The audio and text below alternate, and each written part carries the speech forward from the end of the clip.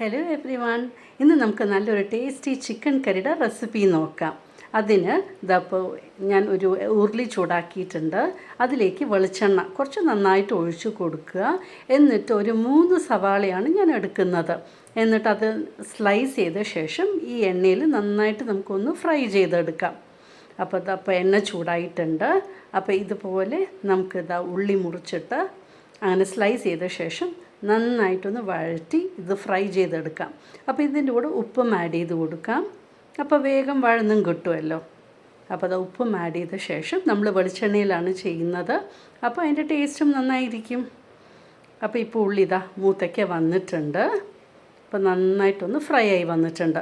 ഇനിയിപ്പോൾ ഈ ഉള്ളി നമുക്ക് മാറ്റി ഒരു പ്ലേറ്റിലേക്ക് മാറ്റിയെടുക്കാം. അപ്പോൾ അങ്ങനെ ഉള്ളി മൂത്ത് കഴിഞ്ഞിട്ടുണ്ട്. എണ്ണ ബാക്കി ഉണ്ടാകും. ആ എണ്ണയിൽ തന്നെയാണ് നമ്മുടെ ചിക്കൻ ഉണ്ടാക്കാനും പോകുന്നത്. ഇപ്പോൾ ദാ ചിക്കൻ കഴുകി വൃത്തിയാക്കി വെച്ചിട്ടുണ്ട്. ഇതിലേക്ക് ഒരു 1/2 ടീസ്പൂൺ നമ്മൾ ടേമറിക് പൗഡർ ആഡ് ചെയ്ത് കൊടുക്കാം. പിന്നെ ഒരു 1.5 ടീസ്പൂൺ നമ്മുടെ മുളക് പൊടി എരിവിനനുസരിച്ച് നമുക്ക് ആഡ് ചെയ്യാം. പിന്നെ ഒരു 1 ടീസ്പൂൺ കാശ്മീരി റെഡ് ചില്ലി പൗഡറും ആഡ് ചെയ്ത് കൊടുക്കാം. അത് ഒരു കളറ് കിട്ടുമല്ലോ, അതിന് വേണ്ടിയിട്ടാണ്.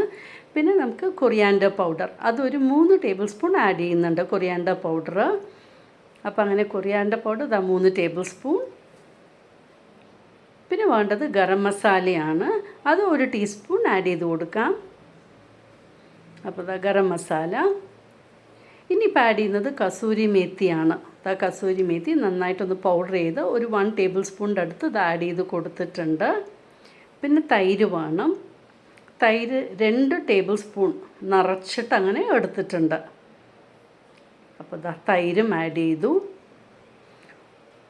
പിന്നെ വേണ്ടത് നമുക്ക് കുറച്ച് ഉപ്പ്. ഓൾറെഡി സവാളയിൽ ഉപ്പ് ആഡ് ചെയ്തിട്ടുണ്ട്. അപ്പോൾ അതനുസരിച്ചിട്ട് കുറച്ച് ഉപ്പ് ആഡ് ചെയ്ത് കൊടുക്കാം. ഇപ്പോൾ ഫ്രൈ ചെയ്ത് വെച്ചിരിക്കുന്ന നമ്മുടെ സവാള. അപ്പോൾ അണിയൻ ഫ്രൈയും ആഡ് ചെയ്ത ശേഷം നന്നായിട്ട് നമുക്കിതിനെ ഒന്ന് മിക്സ് ചെയ്ത ശേഷം ഫ്രിഡ്ജിലെടുത്ത് വെക്കണം. അറ്റ്ലീസ്റ്റ് ഒരു 2 hours ഫ്രിഡ്ജിൽ വെക്കുന്നത് നല്ലതാണ്. അപ്പോൾ ഈ മസാലയ്ക്ക് അതിൽ പിടിച്ച് കിട്ടും. അപ്പോൾ പുരട്ടി വെച്ചിട്ടുണ്ട്. ഇനി ക്ലോസ് ചെയ്ത് ഫ്രിഡ്ജിൽ വെക്കാൻ പോവുകയാണ്.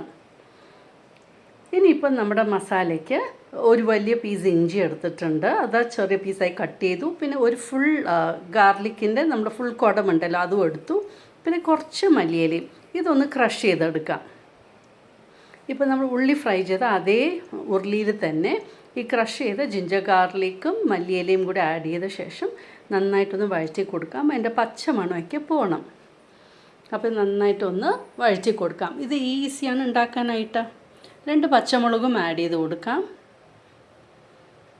അപ്പോൾ ഇത് നന്നായിട്ടൊന്ന് മൂപ്പിച്ച ശേഷം നമ്മൾ മാറിനേറ്റ് ചെയ്ത് വെച്ചിരുന്ന ചിക്കൻ വെളിയിലെടുത്തു. നമുക്ക് നമ്മുടെ ചിക്കൻ ആഡ് ചെയ്ത് കൊടുക്കാം. അപ്പോൾ ചിക്കൻ ആഡ് ചെയ്ത് കൊടുക്കുകയാണ്.